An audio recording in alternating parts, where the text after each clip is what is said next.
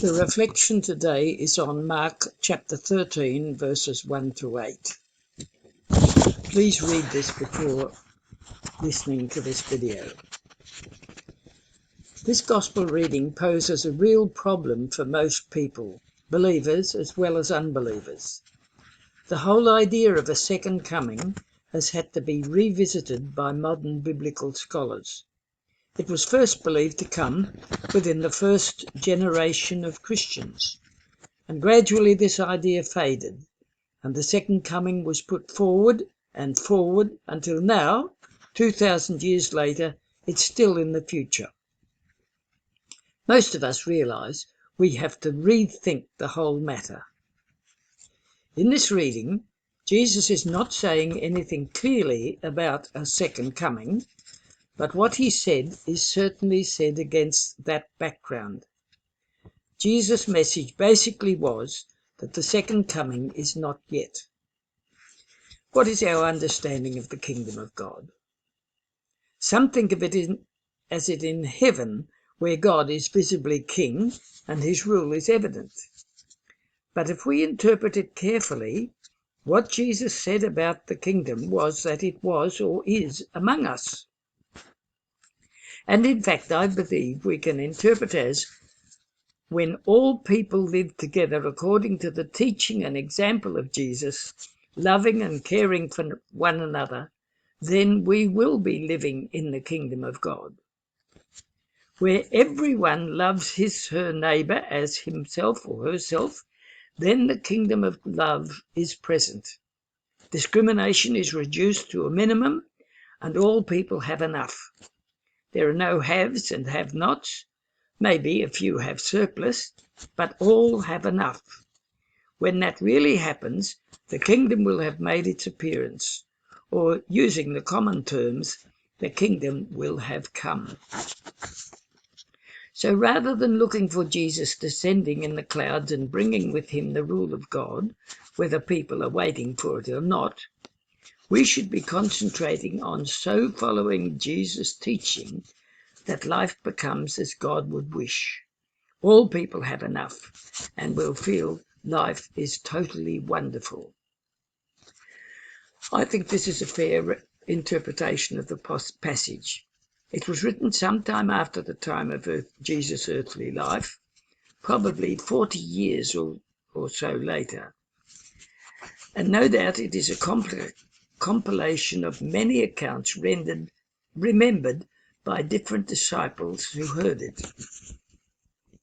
We should not take it as a word-perfect repetition of the actual words of Jesus. The whole speech was remembered against the background of the general thinking of the times, and that was that God was soon to come and bring everything to a happy conclusion. This belief gradually faded as time passed, and the expected second coming didn't occur. But it's still against this belief we must read the passage. I've repeated myself a little in that section, but the basic message should be clear. Let us look for the coming of the kingdom, and let us work for his coming by loving and caring for one another, particularly for the deprived, the disabled, the have-nots. So looking in detail at what is being asked and said, the story beginning with Jesus, this story is beginning with Jesus and the disciples outside the temple. The temple had been built, or rebuilt we should say, by Herod the Great, and was a particularly impressive building. I'm not sure exactly how large. One report has it that the court of the Gentiles was the size of 15 football fields, and surrounded by a colonnade on which Roman soldiers paraded to keep the peace. And as the disciples say, it was most impressive, with huge stones in place, and it was no wonder that the disciples were impressed. But Jesus also, almost certainly knowing the sort of future that was in store, knew or guessed that it wouldn't last forever.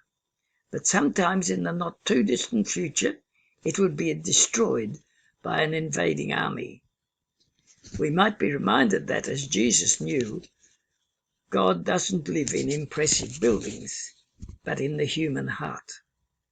Anyway, when Jesus said, "Not one stone will be left here upon another, all will be thrown down," naturally the disciples wanted to know when these things were likely to happen.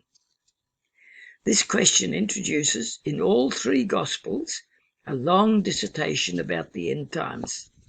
But of course, when the house of God would be destroyed, there would have to be something final about it all. This was the thinking of the age.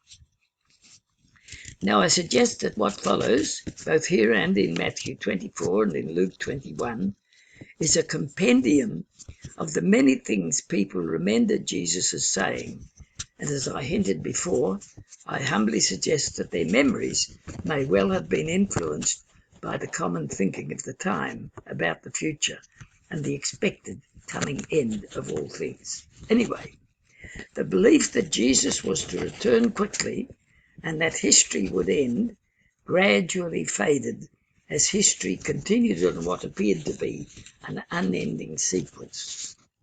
Jesus knew, not from supernatural sources, but simply from his understanding of human nature and past history, that there would be wars and rebellions and insurrections, and such would just keep coming. Such was the propensity of kings and emperors to try to force all people to be obedient. They were not to be interpreted as signs of the end of all things. The end of the chapter goes on to say that in the meantime, things will never be easy.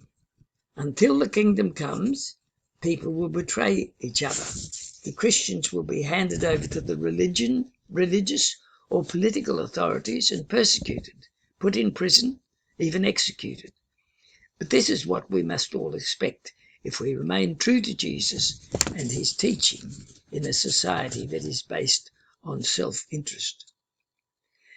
I think it is appropriate to say that rather than praying for Jesus to come again and forcibly put all things right, that we should now work for justice.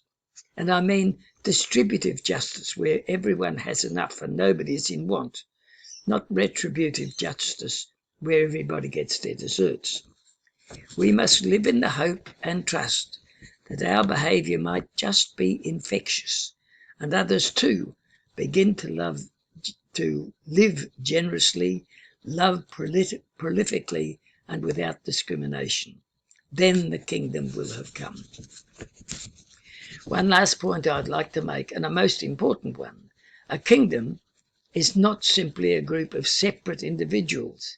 It is a community of people with a common aim and certainly a common allegiance.